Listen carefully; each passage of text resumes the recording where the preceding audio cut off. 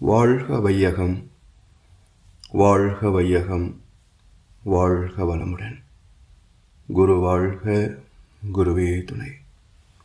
சிந்தனையை, உடல் நலத்தை சீர் அமைத்து உய்வித்த குருவே வாழ்க. வாழ்க வளமுடன், வாழ்க வளமுடன், வாழ்க வையகம்.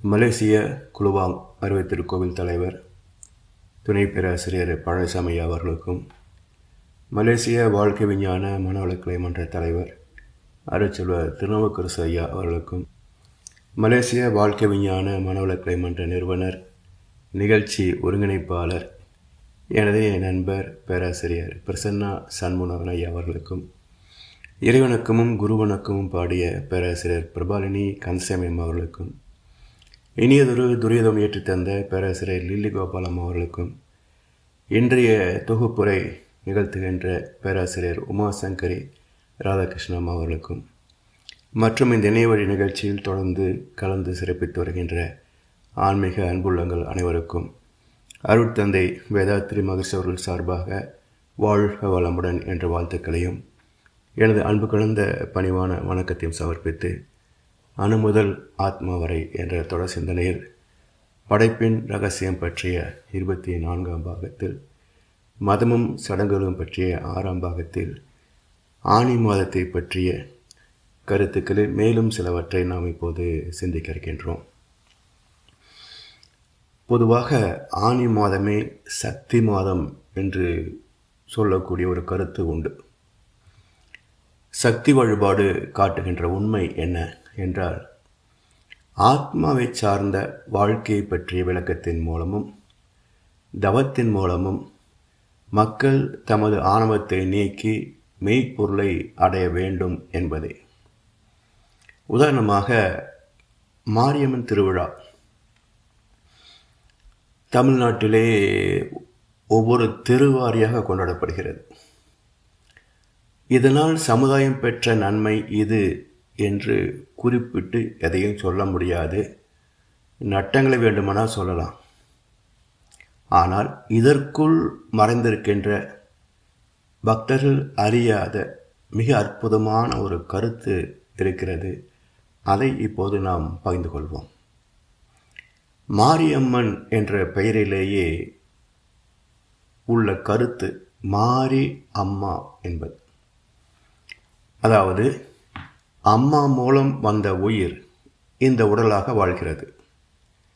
நோய்களும் மனக்குழப்பங்களும் வாழ்க்கை சிக்கல்களும் வரும்போது, என்ன தவறு செய்தேன், அதுதான் எனக்கும் புரியவில்லை, வந்து பிறந்து விட்டேன், ஆனால் வாழத் தெரியவில்லை, அருகில் இருந்து சொல்லிக் கொடுத்தால் விளக்கம் புரியாதா, விவரம் தெரியாதா என்று கண்ணதாசன் புலம்பியது போல ஒரு தவிப்பு இருக்கிறது. இதிலிருந்து, இந்த தவிப்பிலிருந்து விடுதலை பெறுகின்ற வழிதான் இந்த பெயரிலேயே அடங்கியிருக்கின்ற ரகசியம். மாரி அம்மா, மாரியம்மன். எதை மாற்றுவது என்றொரு கேள்வி வருகின்ற போது, அழகனி சித்தர் அவர் ஒரு 4 வரிகளை சொல்கின்றார். ஊத்தை சடலமடி உப்பிருந்த பாண்டமேதான், மாற்றி பிறக்க மருந்தனுக்கு கிட்டுதில்லை. மாற்றி பிறக்க மருந்தனுக்கு கிட்டுமென்றால், ஊத்தை சடலம் விட்டு உன் பாதம் சேரேனோ என் கண்ணம்மா என்கிறார். மாற்றி பிறக்க மருந்து, இங்கே மாரி அம்மன். அப்ப மாரியம்மன் எதை சொல்கிறது? மாற்றி பிறக்க சொல்கிறது. மாற்றி பிறக்கின்ற மருந்து எங்கே? அது என்ன மருந்து? அது கிடைத்தால் ஊத்தை சடலம் விட்டு உன் பாதம் சேரேனோ. இந்த தோல் போர்த்த 9 வாசல் உடல், இதிலே ஏகப்பட்ட பிரச்சனைகள், நோய்கள். இந்த நரக வாழ்க்கையை விட்டுவிட்டு ஒரு சொர்க்கலோகமான வாழ்க்கைக்கு வந்துவிட மாட்டேனா என்று இயங்குகிறார் அழகனி சித்தர். பைபிளிலே கூட, நீங்கள் மனம் திருந்தி மறுபடியும் பிள்ளைகள் போல் ஆகாவிட்டால் பரலோக ராஜ்யத்தில் பிரவேசிக்க மாட்டீர்கள் என்று மெய்யாக உங்களுக்கு சொல்கிறேன் என்றார் இயேசுபிரான். இங்கே மாற்றி பிறக்க சொல்கிறது. பைபிளிலே மனம் திருந்தி மறுபடியும் பிள்ளைகள் போல் ஆகாவிட்டார். வளர்ந்த மனிதன் மறுபடியும் குழந்தையாக முடியுமா? கண்ணாசன் அழகாக ஒரு பாட்டில் சொல்வார், பால் மணக்கும் பருவத்திலே உன்னை போல் நான் இருந்தேன். பேர குழந்தையை பார்த்து சொல்கிறார். பட்டாடை தொட்டிலே சிட்டு போல் படுத்திருந்தேன். அந்நாளை நினைக்கையிலே என் வயது மாறுதடா. 50 வயசில் பேர குழந்தையை பார்த்து அந்நாளை நினைக்கையிலே என் மனது மாறுதடா. மனசு மாறுது. உன்னுடனே ஆடி வர உள்ளமே தாவுதடா. உடம்பு தாவாது 50 வயசில், ஆனால் உள்ளம் தாவுதுன்றார். அப்போ இயேசு சொல்லக்கூடிய கருத்து என்ன என்றால், உடம்பு மறுபடியும் குழந்தையாகாது, மனம் ஆகலாம். குழந்தை மனம் என்பது என்ன? இப்போ 3 வயசுக்கு உள்ள கீழே இருக்கிற குழந்தைகள், 1 வயசு 2 வயசு வச்சிங்களேன், அடித்தா அழும், அரவணைத்தால் சிரிக்கும். 3 வயசுக்கு மேலே அதே குழந்தை அடிச்சுட்டு மட்டும் கூப்பிட்டீங்கன்னா, வரமாட்டேன் போ, நீ அடிச்சே இல்லை அப்படிங்கும். அப்போது குழந்தை பருவம் என்பது என்ன என்றால் பேதம் இல்லாத நிலை. குழந்தையும் தெய்வமும் குணத்தால் ஒன்று, குற்றங்களை மறந்துவிடும் மனத்தால் ஒன்று. அப்போ இதை நினைவில் வைத்துக் கொள்ளாது, எல்லோரையும் ஒரே மாதிரி தான் பார்க்கும். அப்போது மாற்றி பிறத்தல், இந்த மனதை மீண்டும் திருப்பி வைத்தல், தாயின் கருவுக்குள் மீண்டும் பிரவேசித்தல் என்றால், எப்படி தாயின் கரு பையில் வாழ்ந்த காலத்தில் எந்த விதமான ஆசைகளோ தேவைகளோ இல்லாமல் வாழ்ந்தோமோ, அதே சமயத்தில் இந்த உடலே உற்பத்தியாவதற்கு தேவையான அத்தனை சத்துக்களும் தாயின் உடலில் இருந்து கிடைத்ததோ, அதே போல நாம் வாழ்கின்ற இந்த காலத்தில் இந்த பிரபஞ்ச தாய் நமக்கு என்னென்ன தேவையோ அனைத்தையும் தந்து கொண்டு தான் இருக்கிறார். இங்கே பிடுங்குறதில் கொஞ்சம் போட்டி, அதனால் ஒரு பக்கம் வளமை, இன்னொரு பக்கம் வறுமை. இயற்கையில் குற்றம் இல்லை. அப்போ மனம் திரும்பிவிட்டால் மீண்டும் இவன் ஈடன் தோட்டத்திற்குள் பிரவேசிக்கலாம். Back to Eden. அதான் தாயின் கர்ப்பத்திற்குள் மீண்டும் பிரவேசிப்பது. சரி, இந்த குழந்தையின் சிறப்பு என்ன அப்படின்றத நமக்கு கவனிக்கிறதுக்கு நேரம் இல்லை. அப்படி நேரம் உள்ளவங்க கவனித்து பாருங்கள். பசிக்காக அழுத குழந்தை தாய்ப்பால் குடித்த நிலையில் கண்களை மூடி ஒரு ஆனந்த சயனத்தில் இருக்குது பாருங்கள். இதுதான் தெய்வத்தை கண்களால் பார்க்கக்கூடிய ஒரு நிலை. அந்த குழந்தையின் முகத்தில் தெய்வீகம் தவழும். வயது ஆக ஆக பெறுகின்ற அனுபவங்களால், மனம் எழுச்சி பெறுவதால், உணர்ச்சி வயப்படுவதனால், பொய்மானுக்கு ஆசைப்பட்ட சீதையை விட்டு ராமன் விலகியதைப் போல குழந்தையிடம் இருந்த தெய்வீகம் விலகி போகிறது. இதே கண்ணசு அழகாக ஒரு பாட்டில் சொன்னார் பாருங்க.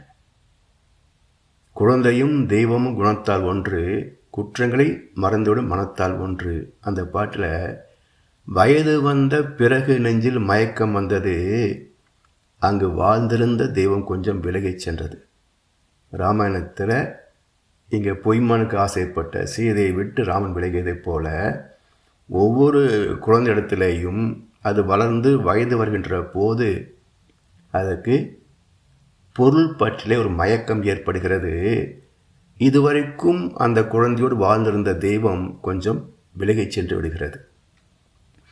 இப்போ மீண்டும் அந்த தெய்வத்தை நமக்குள்ளாக ஆவாகனம் செய்யணும், அல்லது நாம் அந்த தெய்வத்தோடு ஐக்கியமாகணும், சரணகதி ஆகணும். இந்த இழந்துவிட்ட தெய்வீகத்தை மீட்பதற்கு மனதை கடந்து உள் உணர்வாக, அறிவாக மாற்றம் பெற வேண்டும் என்பதே மாற்றி பிறப்பது மாரி அம்மன். மனதிலும் தன்னை அடகு வைத்து காலாவதியாகி போன மனிதன் தன்னை மீட்கும் வழியை காட்டி தந்தவர்கள் தான் மகான்கள்.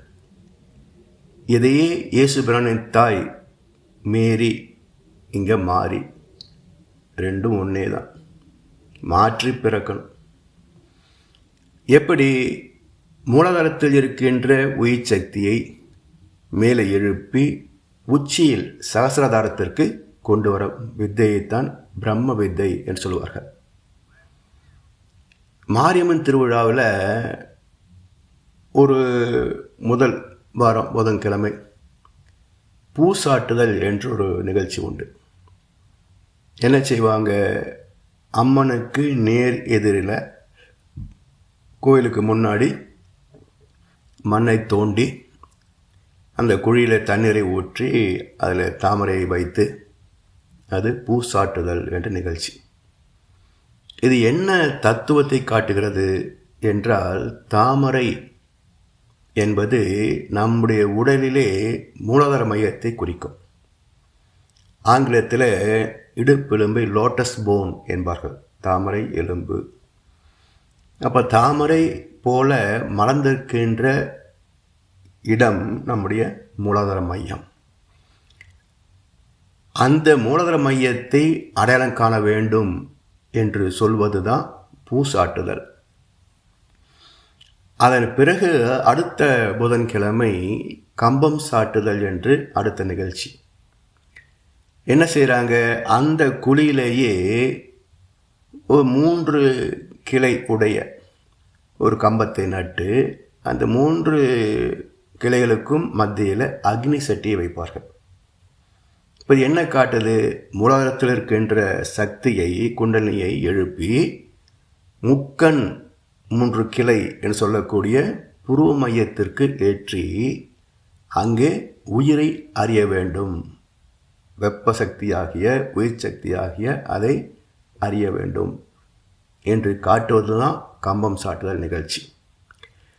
இதனை அடுத்து தலை உச்சியில் உள்ள உயிர் சக்தியாகிய அம்மனை அடைவதற்கு ஆணவம், கண்மம், மாயை என்ற 3 அரக்கர்களை அடக்கி வைக்க வேண்டும் என்பதை காட்டுவது தான் மாரியம்மனின் காலடியில் மிதிப்பட்டிருக்கின்ற 3 அரக்க தலைகள். இங்கே தெய்வ விக்கிரகங்கள் எல்லாம் பார்க்கின்ற போது அதனுடைய அம்சத்தை, அமைப்பை, வடிவத்தை உற்று கவனிக்கணும். ஏன்னா ஒரு விக்கிரகத்தை தோற்றுவித்தவர்கள் ஞானிகள் தான். அவங்க மாவில் வரைஞ்சி காட்டுவாங்க, இதில் இங்கேன்னு வரணும் சொல்லுவாங்க. அந்த விவரத்தின்படி ஒரு சிற்பி பாறையில் செதுக்கி வைப்பார். அப்போ ஞானி ஒரு வடிவத்தை தருகின்ற போது அதில் எல்லாம் கருத்துக்களை வச்சு தானே கொடுப்பார். அப்படி இந்த மாரியம்மன் விக்கிரகத்தை நாம் கவனிக்கின்ற போது காலடியிலே 3 அரக்கத்தலைகள் மிதிப்பட்டிருப்பதை பார்க்கலாம். இது எதை குறிக்கிறது என்றால், நம்முள் இருக்கின்ற ஆணவம், கண்மம், மாயை என்ற 3 அரக்கர்களை குறிக்கிறது. சரி, இதை அடக்கி வைக்க முடிகிறதா? அது தெய்வம், அது காலடியில் வச்சிருக்குது. நமக்கு தலைக்கு மேலே இருக்குது ஆணவமும் மற்ற கண்மம், மாயையும். அப்போ சாதாரண மனிதனுக்கு அதை இறக்கி வைக்க முடிகிறதா, அடக்கி வைக்க முடிகிறதா? சாத்தியம் இல்லை என்பது தானே வரலாறு. அப்போ அதற்கு ஒரு பயிற்சி வேண்டும், குரு வேண்டும். சரி, இந்த அரக்கர்களை எதிர்கொள்கின்ற மனதுக்கு 2 வகை திறமைகள் அவசியம். ஒன்று, இந்த அரக்கர்களை பற்றிய விவரங்களை தெளிவாக அறிந்த அறிவு. 2வது, இவர்களை வெல்வதற்கான வழிமுறைகள். இந்த 2ஐயும் எங்கே பெற முடியும் என்றால், தகுந்த குருவிடம், தகுந்த உண்மையான அசல் குருவிடம் தத்துவ விளக்கங்களையும் தியான பயிற்சிகளையும் கற்றுக்கொண்டு பயிற்சி செய்ய வேண்டும்.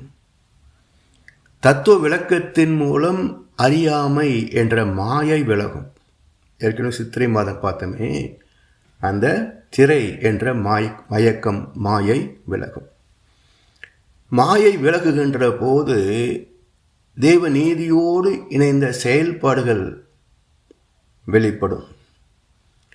அந்த செயல்பாடுகள் மூலம் கண்மம் என்ற புதிய பாவச் செயல்கள் எதுவுமே செய்ய மாட்டோம். மேற்கொண்டு யாருக்கும் எந்த பாவத்தையும் செய்ய மாட்டோம்.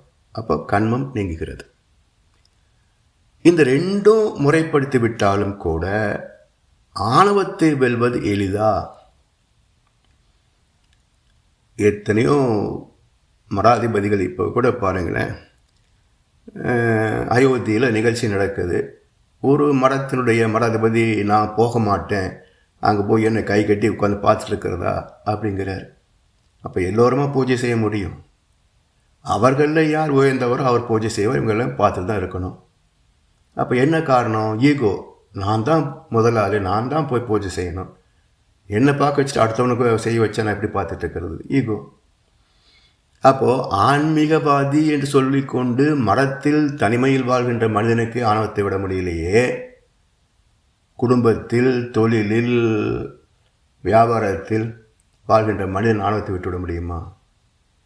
அப்போது மயக்கம் நீங்கி பாவத்தை செய்யக்கூடிய நிலையிலிருந்து நம்மை விடுவித்து கொண்டாலும் காப்பாற்றி கொண்டாலும் ஆணவத்தை நீக்குவது அவ்வளவு எளிது அல்ல என்பதை காட்டுவதே தண்டு மாரியம்மன் தத்துவம். இப்போ அடுத்து, குருவிடம் கற்ற தியான பயிற்சியின் மூலம் மூலாதாரத்தில் இருந்து சுவாதிஷ்டானம், மணிப்பூரகம், அநாகதம், விசுக்தி, ஆகினை என்ற மையங்களை கடந்து துரியத்தில் உயிர் சக்தி அறிந்த பக்குவம் தண்டு மாரி அம்மன். அதாவது மாரியம்மன் மாற்றி பிறக்கணும், மூலகத்தில் இருக்கின்ற குண்டலினி சக்தியை புருமைத்து கொண்டு வரணும் அப்படின்ற கருத்தை சொல்லிவிட்டது. தண்டு மாரியம்மன் தத்துவம் என்ன சொல்கிறது? அது எப்படி மேலே கொண்டு வருவது என்ற வழிமுறையை காட்டுகிறது. இப்போ தண்டு என்பது என்ன? ஒரு நுனிக்கும் இன்னொரு நுனிக்கும் இடைப்பட்ட தூரத்தை தானே தண்டு என்று சொல்கிறோம். அப்போது நமக்குள்ளேயும் ஒரு தண்டு இருக்கிறதே, முதுகுத்தண்டு. இந்த முதுகுத்தண்டின் கீழ் நுனி மூலாதாரம், மேல் நுனி சகசிராதாரம். அப்போது கீழே மூலாதாரத்தில் இருக்கின்ற குண்டலினி சக்தியை அங்கிருந்து ஏற்றி உச்சிக்கு வைக்க வேண்டும் என்பது தண்டு மாரி அம்மன். இந்த மேல் நுனி சகசிராரத்திற்கு வருகின்ற போது அங்கே மனம் ஆணவத்தை கடந்து விடுகிறது. எப்படி? உயிரிலே மனம் ஒடுங்கி போகிறது. அப்போது மனம் உணர்ச்சி வேகத்தில் இருந்து ஒடுக்கத்திற்கு வந்துவிட்டால் ஆணவம் எழுச்சி பெற முடியாது. இதுதான் அழகனி சித்தர் தேடிய மாற்றி பிறக்கும் மாமருந்து. சகசிராதாரத்தில் லயமாக மனம் பிறக்கின்ற இடமாகிய ஆணவத்தை நசுக்க வேண்டும் என்பதை காட்டுவதே தண்டு மாரியம்மன் விக்கிரகத்தில் மாரியம்மனின் காலடியில் சிக்கியிருக்கின்ற அரக்கன். மாரியம்மன் காலடியில் 3 அரக்க தலைகள் இருந்தன. தண்டு மாரியம்மன் காலடியில் ஒரு அரக்கன் கிடப்பான். அப்போ அந்த அரக்கனை காலடியில் வைத்திருப்பது எதை காட்டுகிறது என்றால் ஆணவத்தை காலடியில் வைப்பது. மூலாதாரத்தில் உள்ள அக்னியாகிய குண்டலை எழுப்பி ஒவ்வொரு உயிர் மையமாக கடந்து விசுக்தி அடைந்தால் மனம் நுண்மை நிலை அடையும்.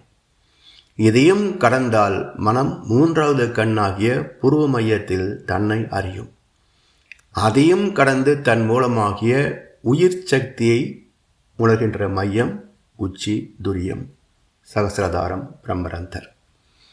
இப்படி தேர்ச்சி பெற்ற மனம் ஆணவம் என்ற அரக்கனிடமிருந்து மீண்டு தன் மூலமாகிய உணர்வோடு லயமான நிலை கருமாரி அம்மன். இதில் அற்புதமான தத்துவம் பாருங்க. கருமாரி அம்மனுக்கு உடல் கிடையாது, தலை மட்டும்தான். ஏன் இப்படி ஒரு அமைப்பை தந்திருக்கிறாங்க? எவ்வளோ அற்புதமான தத்துவம் பாருங்களேன். பிண்டம் என்ற உடல் உணர்ச்சிகளின் இருப்பிடம், தேவைகளின் பிறப்பிடம். ஆசைகள் என்ற கரைபுரண்ட காட்டாற்று வெள்ளத்தால் அலைக்கழிக்கப்படுகின்ற இடம். இதை கடந்து பிரபஞ்சத்தோடு லயமாகுகின்ற மேன்மையை காட்டுவது கருமாரி அம்மன். அதனால் கருமாரியிடத்தில் அரக்கனும் இல்லை, உடம்பும் இல்லை, உடல் உணர்ச்சிகளும் இல்லை, தேவைகளும் இல்லை, ஆணவமும் இல்லை. இதுதான் அடைய வேண்டிய உச்சக்கட்டம். கருமாரி அம்மன் மாற்றி பிறப்பது. கீழே இருந்த கரு உச்சிக்கு மாறிய நிலை. இப்போ கருமாரி அம்மன் எப்படி உடல் கடந்து போறாங்க? உடல் என்ற உணர்ச்சிகளை எப்படி கடக்க முடியும்? தூக்கத்தில் கூட ஒரு கொசு கடிக்கிற போது உடனே அதை தட்டி விடுறோம் இல்லையா? அப்போ உடல் உணர்ச்சிகளை கடந்து போவது எளிதா? அது எப்படி சாத்தியமாகிறது என்ற ஒரு கேள்வி எழுப்புகின்ற போது நம்முடைய சித்தர் பெருமக்கள் தானே ஜீவசமாதி அடைஞ்சாங்க. அவங்க கண்டுபிடித்த யோகம் என்ன என்றால் லம்பிகா யோகம் என்று பேர் அதுக்கு. அதாவது நாக்கை மேலனத்தோடு மடித்து உள்ளேயே லயப்படுத்திக் கொள்வது. இப்போ நம்ம காயல்ப பயிற்சி செய்கின்ற போது நாக்கை மடித்து ஓஜஸ் போடுறோம் பாருங்க, அது அர்த்த லம்பிகா யோகம் பாதி. இதை முழுவதும் நாக்கை உள்ள இழுக்க முடியும் என்றால் அது லம்பிகா யோகம். அதுக்கு ஒரு பயிற்சி இருக்குன்னு சொல்லுவாங்க. அது தேவையில்லை, சில பேர் விபரீதமான காரியத்தை செய்வாங்கிறதுனால மகர்ஷி அதை சொல்லலை. சரி, இந்த லம்பிகா யோகத்தின் மூலம் உடல் என்ற உணர்ச்சி நிலையை கடந்து ஜீவசமாதி என்ற மரணமில்லா பெருவாழ்வில் நிலைத்தவர்கள் சித்தர்கள். அதை குறிப்பிடுவதுதான் கருமாரி அம்மன். இது சித்தர்கள் ஜீவசமாதி அடைந்த நிலை, அதை காட்டுவது கருமாரி தத்துவம். இந்த ஜீவ பிரம்ம ஐக்கிய சமாதி நிலையில் ஆதிசிவமாகிய எல்லாம் வல்ல இறைநிலையே அனைத்துமாகி அவை வாழ்வதற்கான இடம் அளித்து பாதுகாத்து பராமரித்து அந்தந்த காலத்தில் முடித்தும் வைக்கின்ற ஒரு சீர்மை மிக்க அரசாட்சி இல்லையா? இந்த பிரபஞ்சத்தையே ஒரு சீர்மையோடு நிறுத்தி கொண்டது யார்? அந்த மேன்மையை காட்டுகின்ற போது விசாலாட்சி அம்மன், கோணியம்மன். கோணியம்மன் தத்துவம் என்ன சொல்லுது அப்படின்னா, கோ நீ அம்மன். கோ என்றால் அரசு, ஆட்சி, அதிகாரம், அறிவு என்று பொருள். அப்போ இந்த பிரபஞ்சத்தை யார் ஆண்டு கொண்டிருக்கின்றார்கள்? எந்த அரசனும் ஆளலை, எந்த மனிதனும் ஆளலை. அதை ஆள்கின்ற அரசன் யார் என்றால் இறைவன். அப்போ இறைவனே சக்தி ஆற்றலாக, பராசக்தியாக இந்த பிரபஞ்சம் முழுவதும் ஆற்றல் களமாக இயங்கிக் கொண்டிருக்கின்றான். அதை உணர்த்துவதுதான் கோன் நீ அம்மன், கோணியம்மன். சரி, இந்த கோணியம்மன் என்ற மேன்மையை அடைந்த பிறகும் ஒரு கணம் விழிப்பு தவறினாலும் நமது ஆணவம் எழுச்சி பெற்று நம்மை அதர்மத்தில் வீழ்த்திவிடும் என்று எச்சரிப்பதே கோணியம்மனின் காலடியில் சிக்கியுள்ள அரக்கன். தண்டுமாரியம்மன் காலடியில் ஒரு அரக்கன் இருந்தான். கருமாரியம்மன் காலடியில் இல்லை. ஏன்னா காலும் இல்லை, அடியும் இல்லை, ஆணவம் இல்லை, அரக்கனும் இல்லை. அதிலும் உயர்ந்த நிலை விஸ்வரூப தரிசனமாக இந்த பிரபஞ்சத்தையே பராசக்தியின் ஆட்சி களமாக, அம்மனின் ஆட்சி எல்லையாக பார்க்கின்ற நிலையில் இப்போ எப்படி மீண்டும் அரக்கன் வருகிறான்? கோணியம்மன் காலடியில் மீண்டும் எப்படி அரக்கன் வந்தான் என்று சிந்திக்கின்ற போது தண்டுமாரியம்மன் காலடியில் இருந்த அரக்கன் சாதாரண சிந்தனை இல்லாத மனிதனுக்கும் ஆணவம் இருக்கு இல்லையா? ஒரு பிச்சைக்காரனை கூட இல்லை போப்பான்னு பேசாமல் போயிடுவான். கையில் அசைச்சிங்கன்னா வாயில் சொல்ல முடியாதோ அப்படின்பா. அப்போ அவனுக்குள்ளேயும் ஆணவம் இருக்கு. ஆனால் இது ஓகே. ஆனால் தவத்தில் உயர்ந்து கருமாரி தத்துவத்தை அனுபவித்து அதன் பிறகு விஸ்வரூப தரிசனத்தையும் அறிந்த பிறகு இப்போ ஒரு அரக்கஞ்சிருக்கிறான் என்றால் இது யார், எப்படி, ஏன்? இதற்கு வித்யா கர்வம் என்ற அரக்கன். நான் யாரை நினைச்சேன்? எல்லாம் தெரியும் எனக்கு, சகல சாஸ்திரங்களையும் கற்று தெளிந்தவன் நான், பிரபஞ்சத்தையே விஸ்வரூப தரிசனமாக பார்த்தவன் நான் என்ற அகங்காரம். இதுதான் வித்யா கர்வம். இது மிக மிக ஆபத்தானது. இந்த வித்யா கர்வம் மிக மிக ஆபத்தானது. ஏன்னா எத்தனை மடங்களிலே நடந்த நிகழ்ச்சிகளை பற்றியெல்லாம் செய்தித்தாள்களில் வருகின்ற போது அந்த பாரம்பரியமே மதிப்பிழந்து போகிறது இல்லையா? இந்த காஞ்சி மடத்தில் ஜெயேந்திர கேஸ் வந்த போது அந்த மடத்தினுடைய மதிப்பு அதுக்கு மேலே மீண்டும் எழுச்சி பெறவே இல்லை.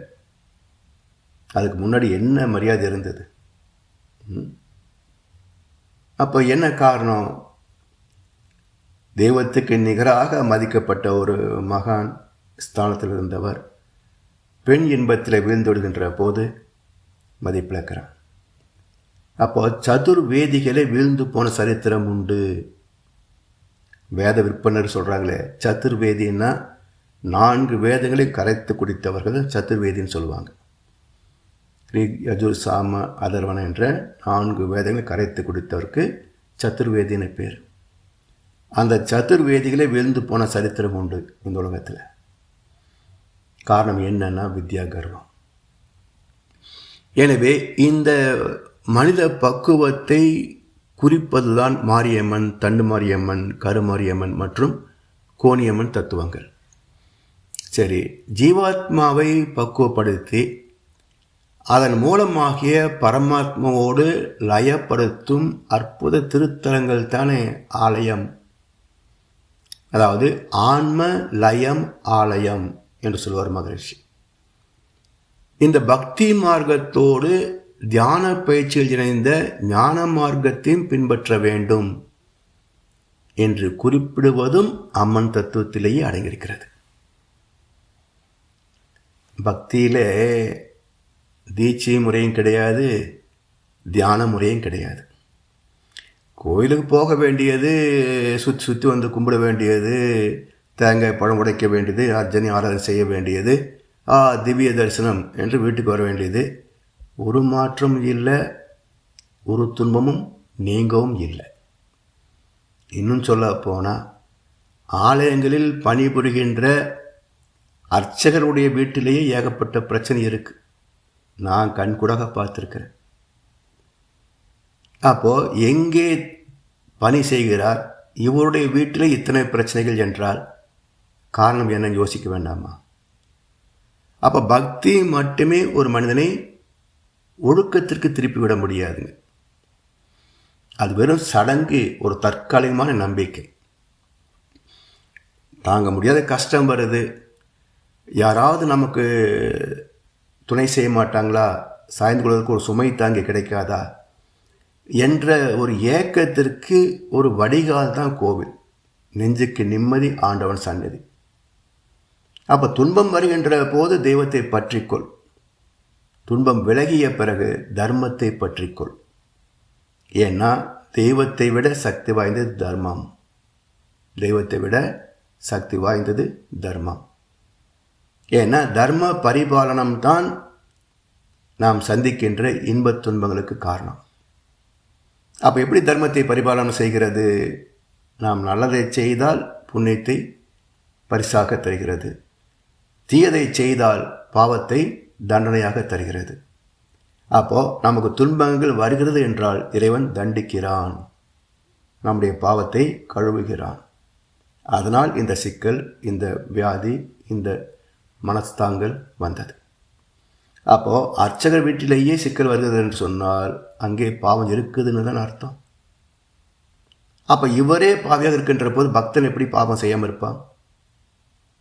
எனவே ஞானம் கலந்த பக்தி தேவை, ஞானம் கலந்த பக்தி தேவை.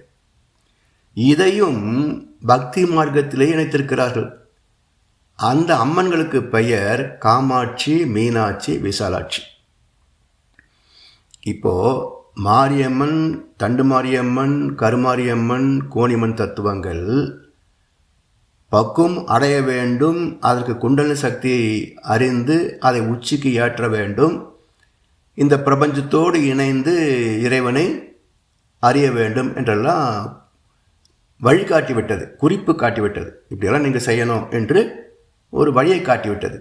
எப்படி குண்டலினி சக்தியை எப்படி மேலே ஏற்றுவது, எப்படி அதை உணர்வது, எப்படி விஸ்வரூப தரிசனமாக மாறுவது என்ற கேள்வி வரணும் இல்லையா? அந்த கேள்வி வருகின்ற போதுதான் பயிற்சி முறைகளை சொல்கிறார்கள். அது என்ன பயிற்சி முறை? காமாட்சி, மீனாட்சி, விசாலாட்சி காட்டுகின்ற பயிற்சி முறைகள். அது என்னன்னு பாருங்க. குண்டலினி யோகத்தில் தேர்ச்சி பெற்ற ஒரு தெய்வீக குரு, வேதத்திரி மகர்ஷி எல்லாம் சாமான்யமான 95 வயது பெரியவர் அல்ல. குரு சாட்சாத் பரபிரம்மம். அப்படிப்பட்ட நிலையிலே வாழ்ந்து சென்ற மகானவர். இப்படி குண்டலினி யோகத்தில் தேர்ச்சி பெற்ற ஒரு தெய்வீக குருவின் மூலம் தியானத்திற்கான தீட்சைகளை பெற வேண்டும். ஐம்புலன் இன்பங்களில் அளவுக்கு அதிகமாக மூழ்கிவிடாமல் மனதுக்கு ஒரு லகான் போட்டு சரியான பாதையில் பயணிக்க காமத்தை, ஆசைகளை ஆடுகின்ற மையம் ஆக்ஞை.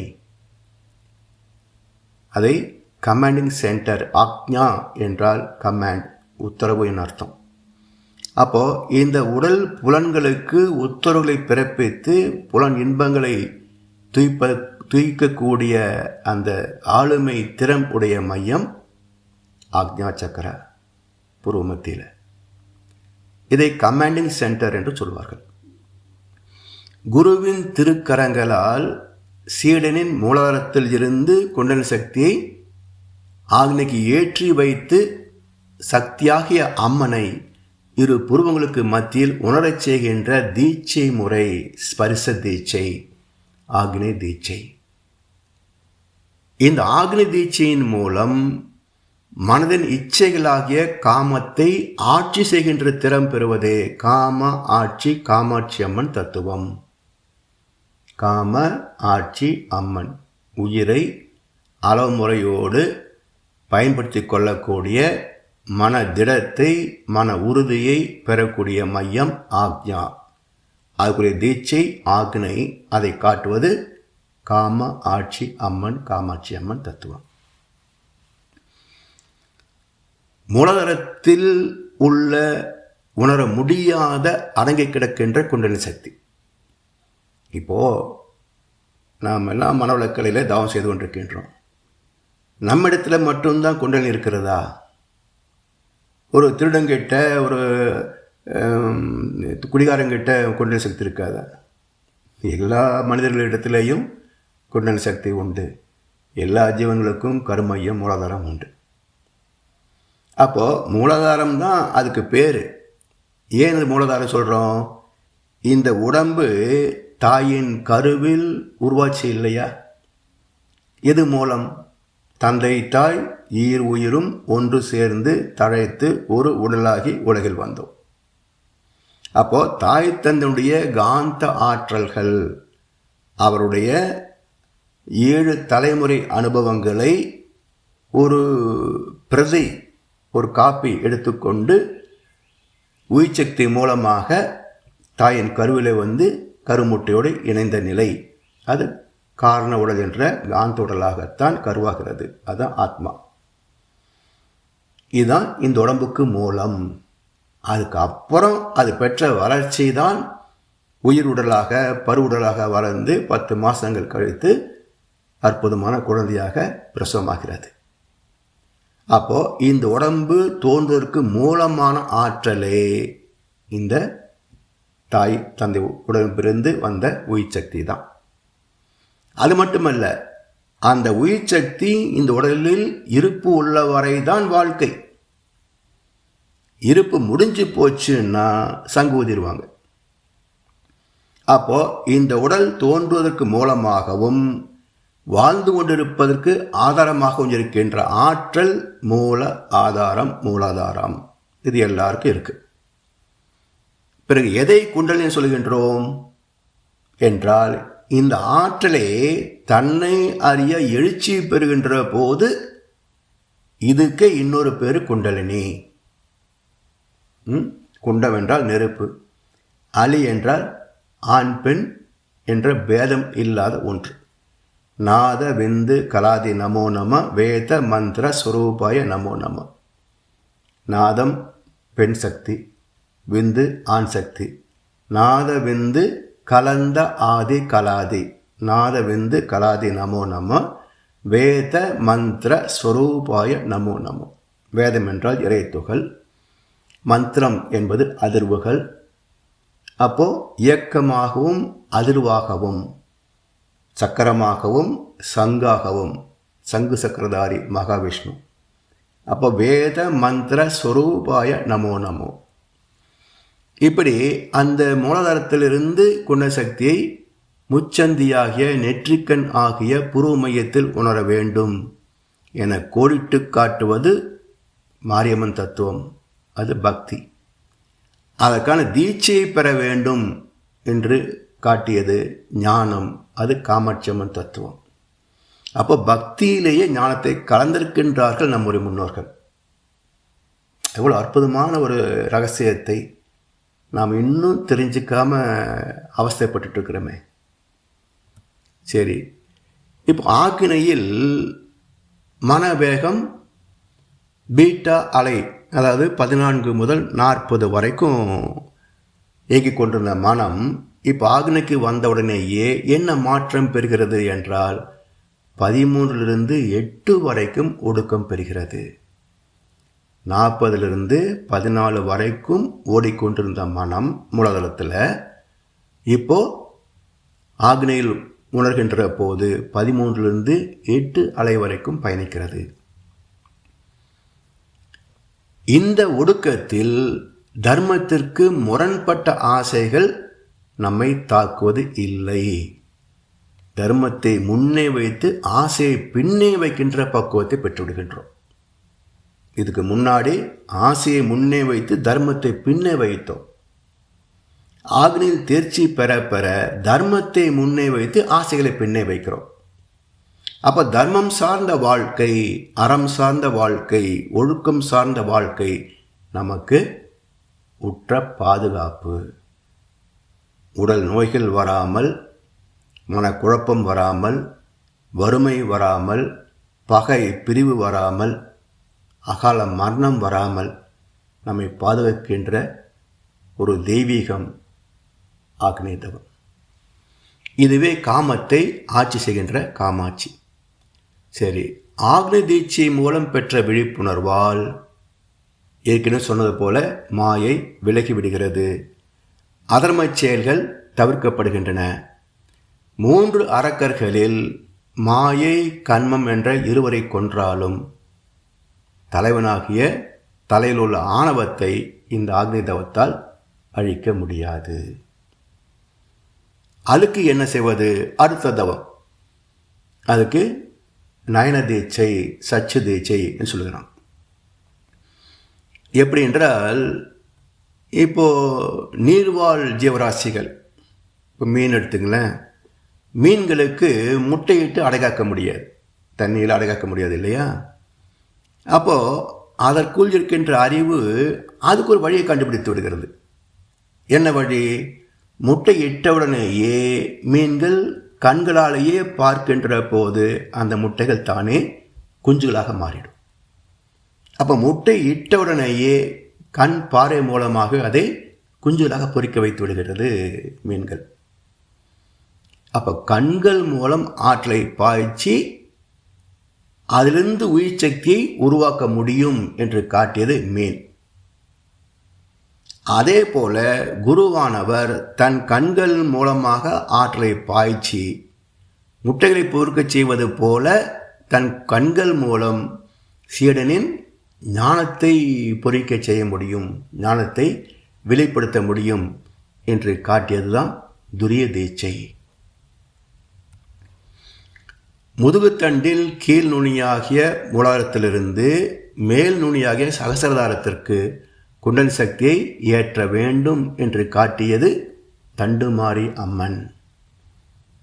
அதை கண்கள் மூலம் ஆற்றலை பாய்ச்சிய மீனை போல குரு தன் கண்கள் மூலம் ஆற்றலை பாய்ச்சி சீடனுக்கு அவனது ஆணவத்தை ஆட்சியும் ஆற்றலை தந்த நயன தீட்சை, ஞான தீட்சை சச்சு தீட்சை, அது மீனாட்சி அம்மன் தத்துவம். மீன் ஆட்சி அம்மன். நயனதாரான்னு ஒரு நடிகை பேசுகிறமே, என்ன அர்த்தங்க? நயன தீட்சை பெற்றால் நயனதாரா. அப்போ அது பெண் பேர் அல்ல. யாரெல்லாம் தீட்சை பெறுகிறார்களோ எல்லோருமே நயனதாரா தான். அப்போ மீன் ஆட்சி அம்மன், ஆணவத்தை ஆட்சி செய்கின்ற அம்மன். அது மீன்களைப் போல கண்கள் வழியாக கொடுக்கப்படுகின்ற தீட்சை. சரி, இப்போ துரியத்தில் மனம் 8 அலைவேகத்தில் நிலைத்துவிட்டால் ஆணவம் செயல்படாது. அதனால் உணர்ச்சிகளும் தேவைகளும் எண்ணமும் தோன்றாது. ஞான கர்ம இந்திரியங்கள் உணர்ச்சியற்று சாந்தமாகிவிடும், அமைதி பெற்றுவிடும். நரன் என்ற உடல் எல்லை கடந்து விட்டதால் குண்டலினி சக்தி சிரசில் லயமாகிவிட்ட நிலை கருமாரி அம்மன். அதாவது உடலும் இல்லை, உணர்ச்சிகளும் இல்லை, எல்லாம் கடந்து விஸ்வரூப தரிசனமாக இந்த பிரபஞ்சத்தோடு ஐக்கியமாகிவிட்ட நிலையை காட்டுவது கருமாரியம்மன் தத்துவம். உடல் உணர்ச்சிகளை கடந்து உயிர் லயமாக வேண்டும் என்று காட்டியது பக்தி. 8 அலை வேகத்தில் உயிரில் லயமான நிலை ஞானம். அவன் அருளாலே அவன் தாள் வணங்கி என்பதைப் போல 8 அலைவேகத்தில் நிலைத்த மனதை தெய்வமே ஈர்த்து பிரபஞ்சத்தோடு இணைத்து கொள்ளும். என் மனதை ஈர்த்து இணைத்து கொண்டாய் உன்னுள்ளே, கண்ம வினைகளெல்லாம் கழிந்தன உணர்கின்றேன், உன்னை அறிந்து உய்ய உலகோர்க்கு தொண்டு செய்வேன் என்றார் மகரிஷி. அப்படி நாம் மனம் ஒடுங்கி ஏற்றக்கூடிய தவம் துரியம் வரைக்கும் தான். 8 ஸ்திரமாக நிலைத்துவிட்டால் அது தானே பிரபஞ்ச தரிசனத்துக்கு போய்விடும். 7 முதல் 4. இந்த உலக வாழ்க்கையே சாஸ்வதம் என்று மயங்கி உடலை பிரம்மாண்டமாக பார்த்து கொண்டிருந்த மனம் இப்போது பிரபஞ்ச நிலையில் தன்னை ஒரு சிறு துரும்பாக பார்க்கிறது. இப்போ நான் நான் நான் யார் தெரியுமா என்றெல்லாம் ஆணவத்தில் கூத்தாடுகிறோமே, நம்மையே பெரிய சாதனையாளனாக பாவித்து கொண்டு கூத்தாடுகிறோமே, இந்த மனதை விரித்து இந்த பிரபஞ்சத்தை பார்க்கின்ற போது எவ்வளோ பெரிய பிரபஞ்சம். ஒன்றுமில்லை, இங்கேருந்து சூரியனை பார்க்குறோம், ஒரு நெருப்பு பந்து போல் தெரியுது. உண்மையிலேயே சூரியன் நெருப்பு பந்து தானா சிறுசா என்று ஆராய்ந்து பார்க்கின்ற போது தத்துவத்தில் ஜோதிட சாஸ்திரத்தில் சொல்லப்பட்டதும் இன்றைக்கு வானியல் சாஸ்திரம் சொல்வதும் என்ன அப்படின்னா, இந்த பூமி 25,000 மைல் சுற்றளவு. இதை போல 19 லட்சம் மடங்கு பெருசு இந்த சூரியன். அப்போ பூமியிலிருந்து சூரியனை பார்க்கின்ற போது பூமியை விட 19 லட்சம் மடங்கு பெரிய சூரியன் ஒரு சிறு பந்து போல தெரிகிறதே. இப்போ சின்ன கற்பனை, நாம் சூரியனுக்கு போயிடுவோம், அங்கிருந்து பூமியை பார்ப்போம், எப்படி இருக்கும்? சூரியனிலிருந்து 19 லட்சம் மடங்கு சிறிய இந்த பூமியை பார்த்தால் எப்படி இருக்கும்? இங்கிருந்து பார்க்குற போது சூரியன் பந்து, அங்கிருந்து 19 லட்சம் மடங்கு சிறிய பூமியை பார்த்தா எப்படி இருக்கும்? புள்ளி கூட தெரியாதுங்க. இதில் இவன் பெரும்புள்ளி யாருங்க? இந்த மனுஷன் இந்த ஏரியாவில் நான் தான் பெரும்புள்ளின்றான். அட போடா, பூமியே புள்ளி கிடையாது, இல்லை நீ பெரும்புள்ளி. இப்போ என்னதுங்க? ஆணவம் அற்று போகும். இவ்வளோ பெரிய பிரபஞ்சத்தை இயக்கி கொண்டிருக்கின்றான் இறைவன். அவனை விடவா இந்த நான் பெருசு? இப்போ நான் யார்? அதனுடைய காரணத்தை மூலத்தை அறிகின்ற போது இந்த நரன் என்ற நான் கிடையாதுங்க. எனவே 8 அலைவேகத்தில் நிலைத்த மனதை தெய்வம் ஈர்த்து பிரபஞ்சத்தோடு இணைத்து விடும். அப்போ இதுவரைக்கும் உலக வாழ்க்கையே சாஸ்வதம் என்று மயங்கி உடலை பிரம்மாண்டமாக பார்த்த மனம் பிரபஞ்ச நிலையில் பார்க்கின்ற போது தன்னை சிறு துரும்பாக பார்க்கிறது. இந்த பூமியே புள்ளி. இப்போ நான் எவ்வளோங்க? ஏரோசோல் பார்ட்டிகள் சொல்லுவாங்களே, மைக்ரோஸ்கோப் வச்சு பார்த்தா தான் தெரியும், அது ஏரோசோல் பார்ட்டிகள் சொல்லுவாங்க. அது போல் இந்த நான் அது கூட இல்லை, அதை விட தூசிலும் தூசாக தெரியும். 70 கிலோ எடையுள்ள இந்த உடம்பு கண்ணுக்கே தெரியாது. இப்படி 800 கோடிக்கும் அதிகமான மனிதர்கள், நவக்கோள்கள், கோடான கோடி விண்மீன்கள் என எண்ணற்ற தோற்றங்கள் அனைத்தும் ஒரு சீர்மையோடு இயக்க ஒழுங்கோடு இயங்குகின்ற பேர் அதிசயத்தை காண வேண்டும் என்று காட்டியது பக்தி மார்க்கத்தில் கோணியம்மன் தத்துவம். இதற்கான மகா தபஸ் என்ற துரியாதீத தவத்திற்கான ஞான தீட்சையை தன் தெய்வீக எண்ணத்தின் மூலம் குரு தந்தருளுகின்ற ஞானம், அது விசாலாட்சி அம்மன். விசாலம் அப்படின்னா விரிந்து பறந்து கிடப்பது, அதான் வைகாசி விசாகம் என்று ஏற்கனவே நம்ம பார்த்தோம். அப்போ அந்த விரிந்த நிலையில் சக்தியே, பராசக்தியே இந்த பிரபஞ்சம் முழுவதும் இயங்கிக் கொண்டிருப்பதனால அதை விசாலாட்சி அம்மன் என்று சொல்கின்றோம். இப்போ பக்திக்கும் ஞானத்திற்கும் என்ன ஒரு பெரிய ஒரு போர்க்களம், இது வேறு அது வேறும் பேசுகிறாங்களே. இப்போ என்னன்னு பாருங்கள். இப்போது மாரியம்மன் தத்துவத்திலேயும் இங்கே காமாட்சி, மீனாட்சி, விசாலாட்சி என்ற அம்மன் தத்துவத்திலேயும் அது பக்தியை காட்டுச்சு, இது ஞானத்தை காட்டுது. அப்போ ரெண்டு இணைந்தது தானே வாழ்க்கை. எப்படின்னா, இப்போது வீடுகளிலே மரங்களிலிருந்து உதிர்கின்ற இலைகளை பெருக்கி குப்பையில் போட்டுறோம். தோட்டங்களிலே அது குப்பையில் போடுவாங்களா? ஒரு குழியை வெட்டி அதுக்குள்ளே அந்த குப்பையை போடுவாங்க, சாணத்தை போடுவாங்க, அது மக்கி உரமாக மாறும். அந்த உரத்தை எடுத்து பயிர்களுக்கு பயன்படுத்துவாங்க. சரி, காடுகளில் எண்ணற்ற மரங்கள், கோடிக்கணக்கான இலைகள் உதிர்ந்து கிடக்கும். யார் அள்ளி எங்கே போட போகிறாங்க? எல்லாம் அந்தந்த மரத்துக்கீழேயே உதிர்ந்து கிடக்கும். அது அப்படியே இருக்குமா? வெயிலே காய்ந்து மழையிலே நனைந்து ஒரு காலத்தில் மக்கி எங்கே போகும்? அந்த மண்ணுக்குள்ளே தான் போகும்.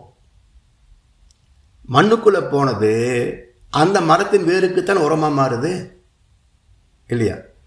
இது போல பக்தி என்ற பழைய இலைத்தலைகள் மக்கி போக போக அவை ஞானம் என்ற மரத்திற்கு உரமாக மாறும். பக்தி இல்லாமல் ஞானம் வராதுங்க. பக்தியில் ஆழ்ந்த நம்பிக்கை இல்லாதவர்கள் ஞானத்தை தொட முடியாது. எல்லா மகான்களும் பக்தியில் தொடங்கித்தான் ஞானத்துக்கு வந்திருக்கிறாங்க. பக்தியிலே தேங்கி போகச் சொல்வது மதவாதம். அதிலிருந்து ஞானத்தை முழுமைக்கு வர வேண்டும் சொல்வது சித்தாந்தம். எனவே இதை புரிந்து கொண்டு வாழ்க்கையை நாம் மேன்மைப்படுத்திக் கொள்ள வேண்டும். முக்தியில் விளையும் கனிகளே, இந்த ஞானம் என்ற முக்தியில் விளையும் கனிகளே உடல் நலம், மன நிம்மதி, நிறைவான செல்வம், இனிமையான உறவுகள், அற்புதமான சந்ததி மற்றும் ஆத்ம திருப்தி. இன்னும் வேறென்ன வேண்டும்? இப்பேறு பெற்ற பின்னர் எடுத்த மனித பிறப்பு எய்தேதே முழுமை. அடுத்து அர்ச்சனை அபிஷேகம் இருக்கு இல்லையா? அதை அடுத்த வாரம் சிந்திப்போம் என்று சொல்லி வாய்ப்பளித்த அனைவருக்கும் நன்றி பாராட்டி இன்றைய சிந்தனை நிறைவு செய்கின்றோம். வாழ்க வளமுடன், வாழ்க வளமுடன், வாழ்க வையம்.